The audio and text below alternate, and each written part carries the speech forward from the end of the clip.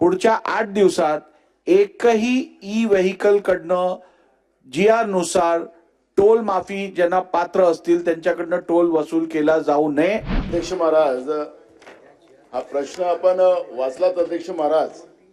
या प्रश्नामध्ये महाराष्ट्र इलेक्ट्रिकल वाहन धोरण 2025 अंतर्गत मुंबई पुणे दुर्गती महामार्गावर समृद्धी महामार्ग आणि शिवडी नावाशिवाय अटल सेतू प्रमुख मार्गावर प्रवासी इलेक्ट्रिक वाहनांना टोल माफी देण्याचा निर्णय शासनाने माहे एप्रिल 2025 मध्ये जाहीर केला।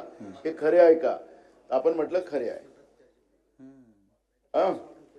आणि यांनी ते असताना सुद्धा इथं टोल वसूल केलेला आहे ते पण आपण मान्य केलेलं आहे। खरं तर आपलं एक नियमावली असते आणि या नियमावलीच्या आधारावर अशा पद्धतीचं टोलवाले जे काही त्यांची आता दादागिरी पूर्ण महाराष्ट्रात चाललेली आहे, त्या दादागिरीमुळे सर्वसामान्य लोक अडचणीत आलेली आहे। ज्या पद्धतीनं टोलवाले वागतात लोकांबरोबर, म्हणजे जास्त पैसे वसूल करतात, शासनाचं धोरणही मान्य करत नाही आणि मग अशा या टोल आपण ज्याला दिलेला आहे त्याला पैसे तर जमा कराच, हे काही सोडायचं नाही, पण याचं हे टेंडर रद्द करणार का, हा माझा प्रश्न आहे।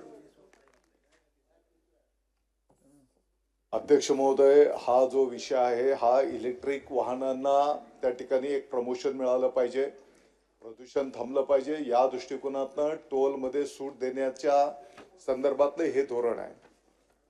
साधारणपणे 23/5/2025 ला हे धोरण घोषित करण्यात आलंय आणि त्याची प्रत्यक्ष अंमलबजावणी 22/8/2025 पासून त्याची सुरू झालेली आहे। आता जसं मी नमूद केलं की ज्या पद्धतीने परिवहन विभागाने ईव्हीचा फास्ट टॅग रजिस्ट्रेशन करण्याच्या पासून तर त्या टोल सिस्टम मध्ये तो येण्याच्यासाठी या साधारणपणे 3 महिन्याचा कालावधी याच्यामध्ये तो गेलेला आहे आणि या कालावधीमध्ये तो टोल सिस्टम मध्ये न आल्यामुळे कदाचित त्या वाहनांकडनं टोल वसुली झाली असेल आणि म्हणून आता ही सिस्टम आणखी जलद गतीने पुढे प्रोसीड कसं करता येईल त्याप्रमाणे त्या ठिकाणी कार्य केलं जाईल। मंत्री महोदय, गंभीर विषय, राज्य शासनाचं धोरण आहे की आपण इलेक्ट्रिक व्हेकल्स ई व्हेकल्सना जास्तीत जास्त प्रोत्साहन द्यायचं। राज्य शासनाने GR काढून नागरिकांना कमिटमेंट दिलेली आहे की तुम्ही ई व्हेकल्स वापरा, आम्ही तुम्हाला टोल माफी देऊ। आता जर काही टोल माफी होत नसेल तर एका प्रकारे आपण राज्यातील नागरिकांचं कुठेतरी दिलेलं आपण त्यांना शब्द मोडत आहोत।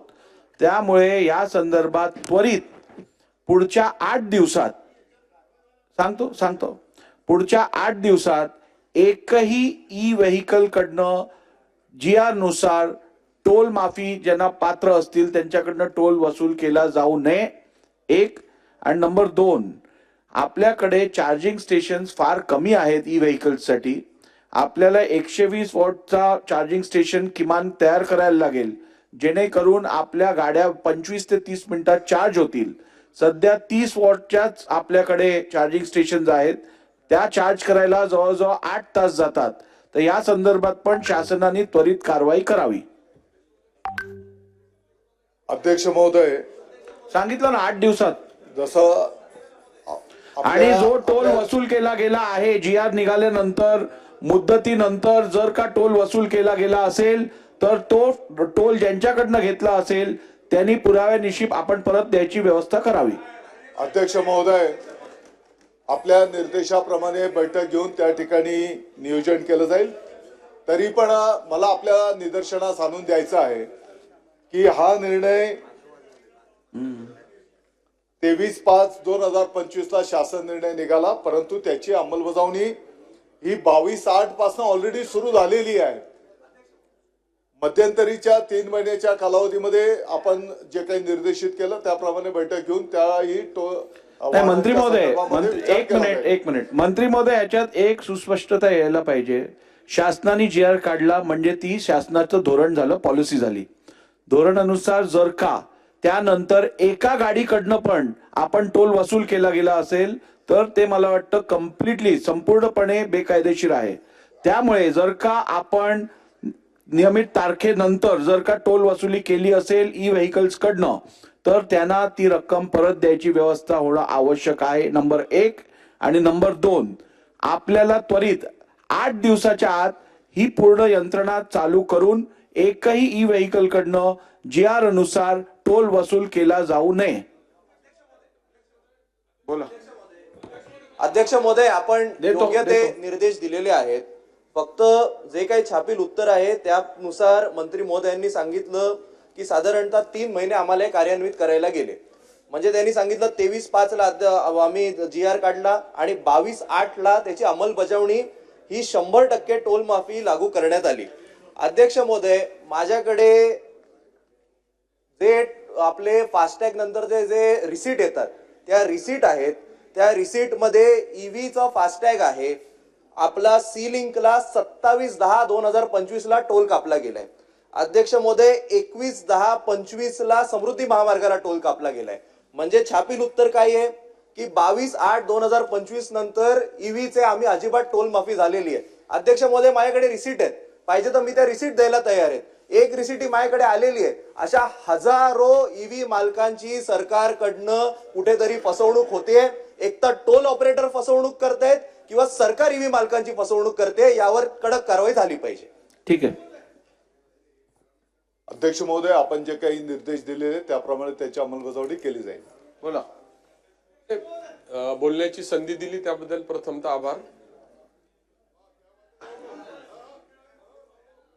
माननीय मंत्री महोदयांनी अतिशय सकारात्मक उत्तर दिलंय. आपण माननीय अध्यक्ष महोदयांनी त्या बाबतीमध्ये स्पष्ट सूचना केलेल्या आहेत की टोलची रक्कम परत द्यावी. परंतु हे फक्त ह्या टोल पुरतच होणार का? इतर ठिकाणी केले, ज्या ठिकाणी वसुली झाली असेल त्या ठिकाणी तुम्ही सरसकट ते रक्कम परत देणार का? हा माझा पहिला प्रश्न आहे.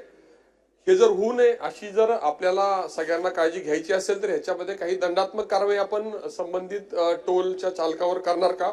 हा माझा दुसरा प्रश्न आहे.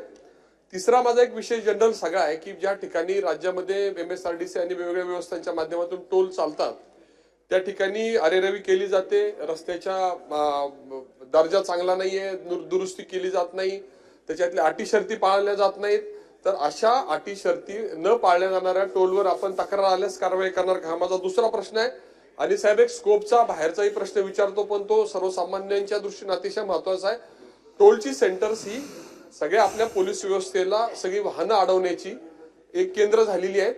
तपासणी करायला काय हरकत नाही, आपण खूप मोठे दंड करतोय. परंतु देशभरात फिरल्यानंतर आपल्याकडेच इतक्या मोठ्या प्रमाणावर वाहनांच्यावर अडवून कारवाई केली जाते. त्याच्या संदर्भातले काहीतरी धोरण करून लोकांना होणारा हा त्रास कमी करण्यासंदर्भातली काही उपाययोजना आपण करणार का?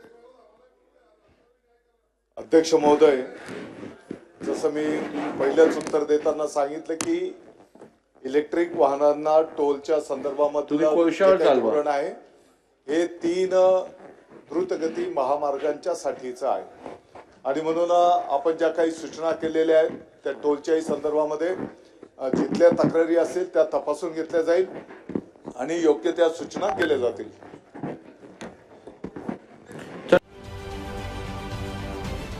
महाराष्ट्रातील सर्व बातम्यांचे विश्वासार्ह व्यासपीठ. सकाळच्या सर्व सोशल मीडिया प्लॅटफॉर्मला लाईक, फॉलो आणि सबस्क्राईब करा. तसंच सर्व नोटिफिकेशनसाठी बेल आयकॉन प्रेस करायला विसरू नका.